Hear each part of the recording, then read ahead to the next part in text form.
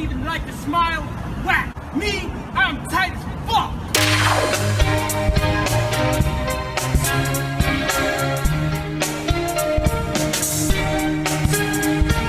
I should really get on here for a second and say that this video is very late. I'm honestly at a loss as to why I spaced getting this finished, because the clips of the CDs going to and from the car were recorded months ago. I've had several projects and things going on that have taken up more of my time, so it's only natural that ADHD and calendars are playing a role somewhat. My place of work has helped a ton with outreach efforts over the last couple of months. I've been videoing other artists for content, promoting new things going on in the Midwest for music, and I've been getting recordings done for a number of new works. You can continue to keep up with us by clicking a picture of that thumb, writing a comment below the video you're watching now, and tapping the subscribe button over there. There is one thing to keep in mind for this episode, and it is to say that we have reached the natural end of this series for now. In January of 2025, I made my first effort to put things publicly on YouTube as video content, and something as small as talking about CDs in my car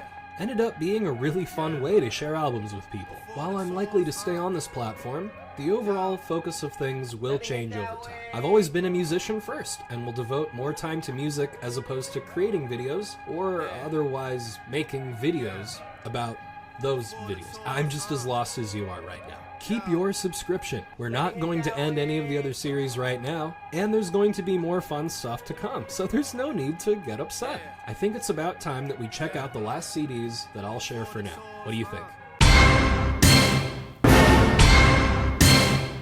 Like I said, we recorded this some time ago, and I'm unsure as to how the stack is going to shake out here. First, it looks like we went with the album Ragged Glory by Neil Young and Crazy Horse. Incredible rock CD right here. Neil Young is a Canadian musician you've probably heard of, or you're at least familiar with some of his material. However, through the years of putting out records by himself, with Crosby, Stills, and Nash, and producing songs with other legacy acts, Neil Young has occasionally recorded albums with an edgier, rockier outfit called Crazy Horse, made up of a rotating cast of folks since the 1970s. This has resulted in a pretty unique style for not only Neil Young, but for alt-country music and rock and roll in general. On Ragged Glory, you'll hear long, winding tracks typical of this project. Neil will sing a verse, the group will break into an extended jam, and the process works itself over for the different songs. There's some really jaunty tunes on here. Fun and cozy lyrics about life in Middle America, and of course, cautionary tales that Mr. Young would normally play for us without a rock group backing him up. I've owned this copy of Ragged Glory for a long time. Honestly, I don't know where it came from. I do know that my old man had a copy as well, so it probably inspired me down the road. Look behind closed doors, corners, crevices, and valleys. You know, I'm sure there's more of them out there. Top tracks from Ragged Glory, in my opinion, are the opener Country Home, Mansion on the Hill, and Love and Only Love. It appears that next in our stack is none other than The Next Day by our guy David Bowie. David Bowie is best known for having been himself, and for having a long illustrious career in pop music, before he sadly left us back in 2016. While his arguably most complex album, and magnum opus Black Star, left us with a dazzling array of electronic rock, jazz music, and trip-hop, we tend to forget that Bowie was able to explore many genres by getting his start in simpler styles from the later part of the 20th century. The Next Day is emblematic of this idea. It's not only his most focused album since the 1980s, but it somehow encapsulates all of the styles of music that he produced from the 70s onward. Even the cover art kind of alludes to this, with it being an edited version of his Berlin-era album, Heroes. The guitars on this record are funky. You can dance to the drums, and the songs dip their toes into progressive rock, Europop, and even some easy listening. The album stretches for a considerable amount of time, but its digipack keeps it nice and safe, providing it with a stylish way to travel. If only we could all have something like that. In my honest review, the best songs on The Next Day are going to be the title track, Where Are We Now, and I'd Rather Be High. Okay, this disc is a strange one, but it was quite a find when it showed up. This one here is the album Believo by the group Enon. I'm unsure of how much press this album really gets, but you know what they say, all press is good press, and bad press doesn't exist. Enon was, yes, was, an indie rock band from New York that were active from 1997 to roughly 2011. This group combined members from the United States and Japan to produce a sound based on Moog synthesizers, Teisco guitars, percussion made up of household objects, and various gizmos and doohickeys to help change tunings on the fly, creating more unique textures. Yeah, this group was interesting. I first heard the song Rubber Car when I was in college, off of a radio playlist, and I was hooked ever since to locate this album. The songs are firmly rooted in pop music, but the sounds and instrumentation that make them up are leagues ahead of what you would expect. Enon over time would branch into making music for websites, independent videos, and commercials, so that really checks when you think about the wide array of timbres being used, while ultimately sticking to popular formulas. On Believo, you'll hear all of this and more, I assure you. I got this CD also not that long ago. You'd be surprised what record stores carry. My favorite songs on here are of course going to be the opener, Rubber Car, Conjugate the Verbs, and For the Sum of It. Speaking of popular formulas, it turns out we also listened to the album Popular Problems by Leonard Cohen while we were driving around. I suppose there's time to do everything once if you try hard enough. You probably know Lenny. This guy wrote Hallelujah, which has been covered by Jeff Buckley and probably the show Glee at some point. That being said, Leonard Cohen was a very cool, very suave gentleman from Quebec who made most of his living waxing poetic on love, hardship, lust, politics, and all kinds of neat stuff like that. First and foremost, he is a poet and singer, using the sounds of pop, rock and roll, and jazz bands to back up his words. On Popular Problems, we see Lenny leaning into smooth jazz and soft rock in particular, continuing the style from the album Old Ideas, a couple years before this one. Despite being in his 80s when recording this album, Lenny sounds fresh as ever, and uses the backing vocalists, smooth guitars, and lush drumming production to his advantage. I had a great time listening to this on longer drives when it was bitter cold out.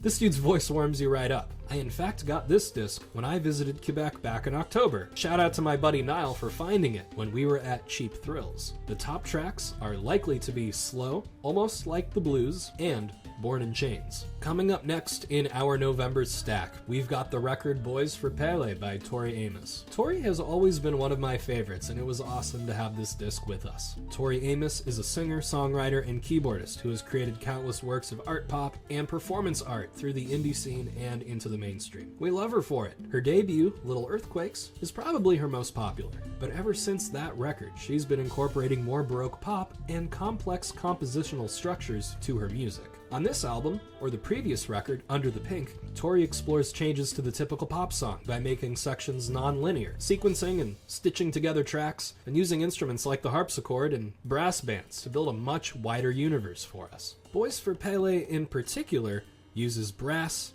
keys, clavichord, and a harmonium to create a sound reminiscent of the southern United States and of the Celtic region of Europe. It's funny how these particular regions have styles of music that really complement each other. I wonder if there's something to that. I purchased my copy during one of the times I was thrifting in the last few years, so I don't have any doubts that you can go and rescue one for yourself. If you're going to dive into this record from Tori, I would most definitely recommend the songs Beauty Queen / Horses, Professional Widow, Tallulah, and In the Springtime of His Voodoo. This is some wild stuff, but you won't regret it. Alright, we've come to the final CD in the stack from this month, and it looks like it's the album Planet Earth from the artist formerly known as Mr. Nelson. Prince was an incredible musician and an even more insane record producer. Best known for Graffiti Bridge, the box set Crystal Ball, and a massive facility in Chanhassen, Minnesota, Prince had a huge career full of highlights, and probably over 900 hours of music locked away in a vault somewhere, because he just kept making it and making it. This is what makes him an insane record producer. What makes him an incredible musician, outside of the Crystal Ball box set, is this album, Planet Earth. Just look at that lenticular cover and spine. The coolest thing about Planet Earth is that it's got a song done in partnership with Verizon, and it's got 10 songs clocking in at about 45 minutes exactly. Not too bad, Mr. Nelson. It features his blend of R&B, pop, rock and roll, and Minnesota electronica thrown in just for fun when you're not looking. I listened to this CD a ton when I would drive around doing errands or looking for something funky to take on a short commute. Because Prince's music always has an insistent rhythm and features guitar lines that you couldn't copy, even if you wanted to. Planet Earth makes for excellent driving music, and the best songs off the disc are going to be Guitar, The One You Want to See, and Chelsea Rogers. I mentioned this at the start of the video, but this is the final episode of the car CD swaps for now, since I gotta focus on other projects. We'll keep updating the other series, and, maybe this one will come back. But there's a lot more to music than listening to CDs, and I'm sure you don't need me to tell you that. So with that, we're going to do this next part just a little bit differently. Instead of selecting 6 new CDs to take back into the Jetta, we're going to jump ahead in time back to the car, and we're going to see what was already chosen. Plus, there might be a bonus disc in there for us too. The CDs you're going to hear about next will be talked about in shorter form, just like when we go rooting around in the cabinet, but we'll do it like we do in the car by showing off the discs and where they came from. Does this sound good to everybody? Get ready to see what we chose here, folks, because we're doing a speedier rundown. I encourage you to visit your local library, record store, personal collection at home, or streaming service, ethically, to check this out. I Want to Feel at Home Here by This House is Creaking. Spectacular smattering of electronic rock, alternative sludgy stuff, and poppy production that came out last year. I picked this one up from one of their shows. Go visit their Bandcamp and go visit their social media. How long do you think it's gonna last? By the supergroup Big Red Machine. This 2021 CD was recorded partially by Justin Vernon in Eau Claire, Wisconsin, has Taylor Swift on here, and was sourced from a local library in New Hampshire. Go get it! Cameron Winter's debut solo album from 2024, Heavy Metal. My brother got this for me as a present, and I've been over the moon ever since. He's the new Rufus Wainwright and Warren Zevon at the same time. Radical Optimism by Dua Lipa. Did someone say poptimism? This record bops so much, and you'd be glad to have it in 2026. Sunbather by Deaf Heaven is a very heavy CD. It broke way too many brains when it came to the mainstream, and I've loved the digipack that it came in ever since. You should really snag one of those. Pink Floyd's The Division Bell from 1994. It's prog rock from David Gilmour and crew, and it's introspective as heck. We really like the song Marooned in this house. Lastly, we took along the self-titled record from Texas band A Morning in Heaven. This sludgy slowcore CD is from one of their shows. So check out their social media for tour updates, and go visit their Bandcamp to be a good sport and a patron of the arts. Well, that's it for now. We'll catch you here later soon. This is Jack T. Russell, signing off for this week. Good night!